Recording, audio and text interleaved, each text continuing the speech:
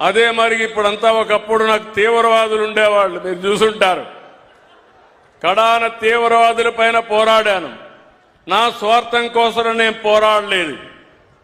ఆ రోజు హైదరాబాద్ చుట్టుపక్కలంతా తీవ్రవాదులుంటే తీవ్రవాదుల సమస్య వల్ల హైదరాబాద్ కూడా అభివృద్ధి కాదు.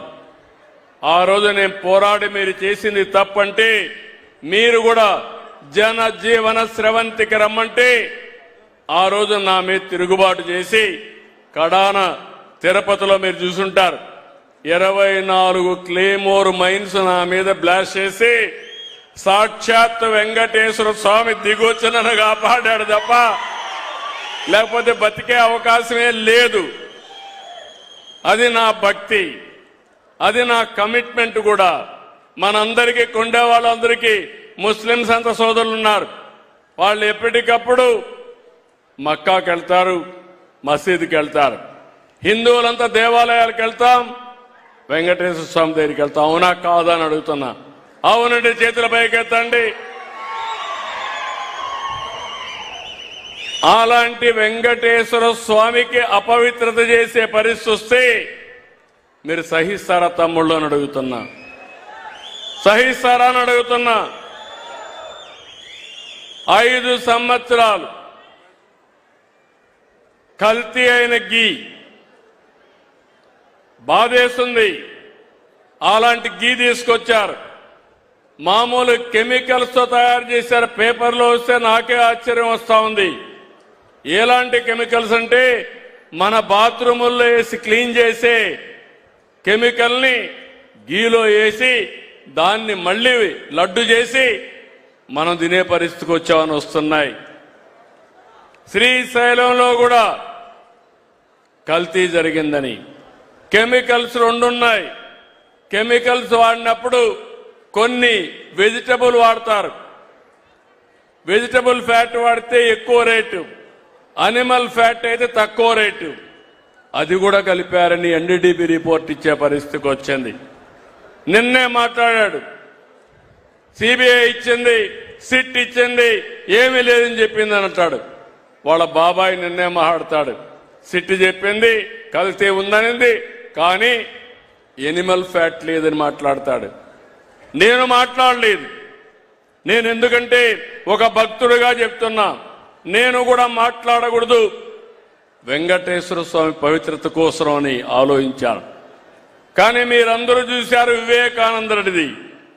వివేకానందరెడ్డి బాబాయిని చంపి నెక్స్ట్ డే నా చేతిలో కత్తి పెట్టి నారాసుర రక్త చరిత్రను పెట్టారా లేదా తమ్ముళ్ళు అని అడుగుతున్నా, పెట్టారా లేదా?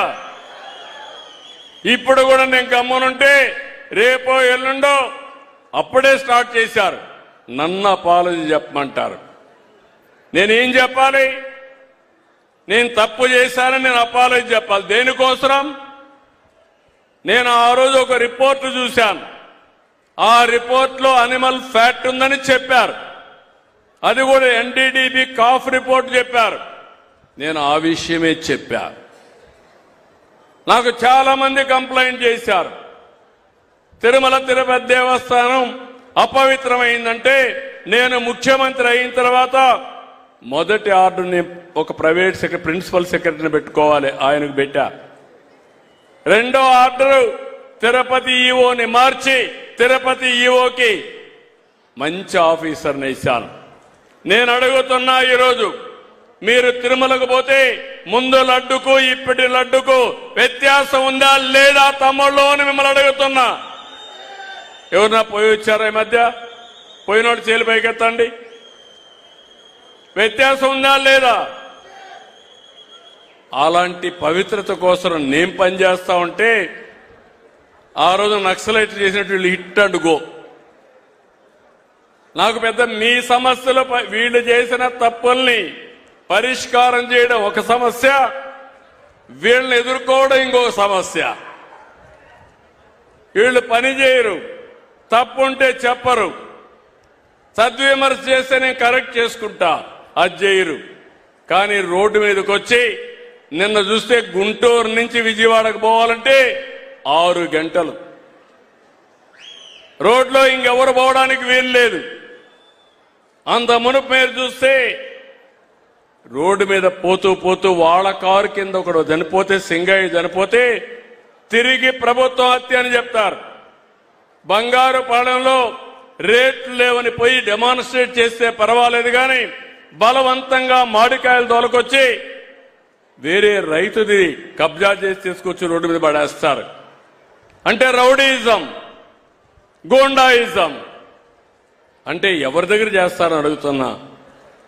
అదే మరి రోడ్డంతా బ్లాక్ చేయడం, గొడవలు చేయడం, ఏదో బలం ఉందని నిరూపించుకోవడం. బల ప్రదర్శన నిరూపించుకోవాల్సింది ఎన్నికల సమయంలో. మిగిలిన సమయంలో ప్రజలకు సేవ చేయడంలో ఏదైనా కానీ తప్పులు చేస్తే చెప్పడంలో మీరు ముందుకు రండి. కానీ తప్పుడు విధానాల ద్వారా వస్తే మాత్రం ఈ ప్రభుత్వం క్లియర్గా ఉండాలనా లేదా తమ్ముళ్ళని అడుగుతున్నా మిమ్మల్ని అందరినీ. మీ ప్రాణాలకు రక్షణ అవసరం లేదా అని అడుగుతున్నా. మీ ఆస్తులకు భద్రత ఉండాలా లేదా అని అడుగుతున్నా. మీరు పోయినప్పుడు రోడ్డు మీదకి మళ్ళా తిరిగి సురక్షితంగా రావాలనే కోరిక అందరికీ ఉంటుంది. నాకు లా అండ్ ఆర్డర్ ముఖ్యం, ప్రజలు ముఖ్యం. ఎవరైనా రాజకీయాల్లో ఇష్టానుసారంగా చేస్తే కఠినంగా ఉంటా. అందుకే చెప్పా 95 CBN తప్ప 2014 CBN కాదని మరొకసారి అందరికీ తెలియజేస్తున్నా. ఆ రోజు ఆ విధంగా పనిచేశాను కాబట్టి ఈరోజు హైదరాబాద్ ప్రపంచంలో నెంబర్ 1 అయింది. అవునా కాదా? ఎవరు చేశారు హైదరాబాద్ ని? నేనే ఫౌండేషన్ వేశా. ఈరోజు దేశంలో ఎక్కువ తలసరి ఆదాయం వచ్చే రాష్ట్రం తెలంగాణ, దానికి మణిహారం హైదరాబాద్, దానికి కిరీటం సైబరాబాద్ అని చెప్పి కూడా నేను మీకు తెలియజేస్తున్నా. ఈరోజు అమరావతి కడతాం, పోలవరం పూర్తి చేస్తాం, నదుల అనుసంధానం చేస్తాం, అన్ని ప్రాంతాలు అభివృద్ధి చేస్తాం, పేదరికాన్ని నిర్మూలిస్తాం, మీ జీవన ప్రమాణాలు పెంచుతాం. ఇవన్నీ జరగాలంటే ఇష్టానుసారంగా అడ్డం పడతా కూర్చుంటే కరెక్ట్ కాదు. ఈరోజు రాయలసీమలో మీరు చూస్తే సీమలో ఏరోస్పేస్ సిటీ తీసుకొస్తున్నాం. టెక్నాలజీలో డిఫెన్స్ అంతా ఇక్కడ తీసుకొస్తున్నాం. ఇంకో పక్కన స్పేస్ టెక్నాలజీ తీసుకొస్తాం, ఎలక్ట్రానిక్స్ అభివృద్ధి చేస్తాం, ఆటోమొబైల్ పెడతాం. ఇంకో పక్క డ్రోన్ సిటీ పెట్టి పెద్ద ఎత్తున డ్రోన్స్ కూడా తయారు చేస్తాం. ఇవన్నీ చేస్తే ఏంటి లాభం అని మీరు ఆలోచిస్తే ఈరోజు టెక్నాలజీ ఒక గేమ్ చేంజర్గా తయారైంది. ఇప్పుడు మీరందరూ ఇక్కడ ఉన్నారు. నేను ఇటీవల కాలంలో మీ అందరికీ ఏ పని అయినా మళ్ళా ఫోన్ చేస్తున్నానా? గవర్నమెంట్ ఫోన్ చేస్తా ఉందా? పెన్షన్ వస్తామే మళ్ళా ఫోన్ వస్తుంది మీకు.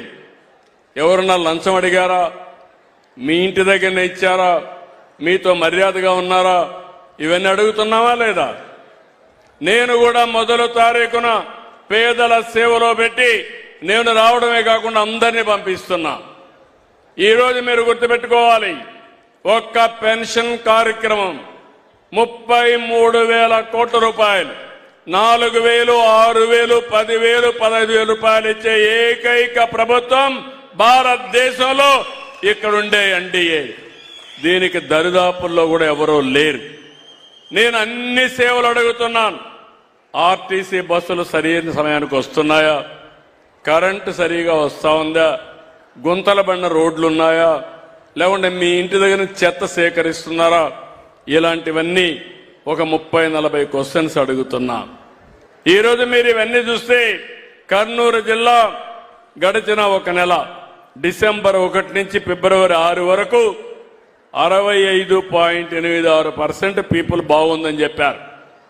ఎమ్మిగనూరు మండలం 64.62, కలుగుట్ల 65.52. ఇది చాలదు. కలెక్టర్ గారు ఇక్కడే ఉన్నారు, ఇక్కడ ఆఫీసర్స్ కూడా ఇక్కడే ఉన్నారు. అందరినీ ఒకటే కోరుతున్నా, నేను చిత్రగుప్తుడి మారిగా మీ లెక్కలన్నీ రాసుకుంటా వస్తున్నా, రికార్డులన్నీ తయారు చేస్తున్నా. మీరందరూ కూడా సమర్థత పెంచుకోవాలి. సమర్థత పెంచుకుంటే నేను మీతో ఉంటా. సమర్థత పెంచుకోకపోతే పెరిగే వరకు మీతో ఎక్కడికక్కడ ముందుకు పోతా. ఈరోజు మీరు చూస్తే కర్నూలు జిల్లా మొదటి సంవత్సరం అంతా కూడా నేను తీసుకున్న డేటా వల్ల మీరు చూస్తే మే నుంచి జూన్ వరకు అన్నా క్యాంటీన్లు 74.1% ఉంది. బాగా జరిగింది. రాను రాను ఆ 74 ఇప్పుడు 82-83%కి పెరిగింది. ఆర్టీసీ సర్వీసులు మొదట్లో 48% పాజిటివ్గా ఉంటే ఈరోజు 44% ఇంకా కూడా నాకుంది. ఆర్టీసీ బస్ స్టేషన్లు సరిగా లేవు. బస్ సర్వీసులు మాత్రం 83%కు బాగా ఉన్నాయి. క్రైమ్ అగైనెస్ట్ ఉమెన్ అనేది చూస్తే 62 నుంచి 63కే పెరిగింది. దీన్ని కూడా పెంచాల్సిన అవసరం ఉంది. దీపం 63 నుంచి 63లోనే ఉంది. ఎనర్జీ కూడా 58 నుంచి 72కు పెరిగింది. ఇంకో పక్క సర్వే 47 నుంచి 63కు పెరిగింది. గంజాయి 64 నుంచి 73 వరకు పెరిగింది. హౌసింగ్ కూడా 68 నుంచి 68 పెరిగింది. నేను ఒకటే ఆలోచిస్తున్న ఎన్టీఆర్ భరోసా స్కీమ్ మాత్రం 83 నుంచి 89 వరకు సాటిస్ఫాక్షన్ లెవెల్ ఉంది. ప్రతి ఒక్కటి బేరే చేస్తున్నాను. మీకు సేవలు అందించడమే కాదు, ఈ రోజు మీరు చూస్తే మన మిత్ర వాట్సాప్ గవర్నెన్స్ పెట్టాను. మీరెక్కడికి పోయే పని లేదు. మీ ఫోన్ ద్వారానే అన్ని సర్టిఫికెట్లు మీరు తీసుకోవచ్చు. మీ ఫోన్ ద్వారానే ఏ పని కావాలని అడగచ్చు. భవిష్యత్తులో ఫోన్ కూడా ఆపరేట్ చేయని వాళ్ళు ఆ యాప్ కొట్టి మాట్లాడితే అది ఏఐ ద్వారా కన్వర్ట్ చేసి మళ్ళా యాక్షన్ తీసుకొని మళ్ళా మీకు సమాచారం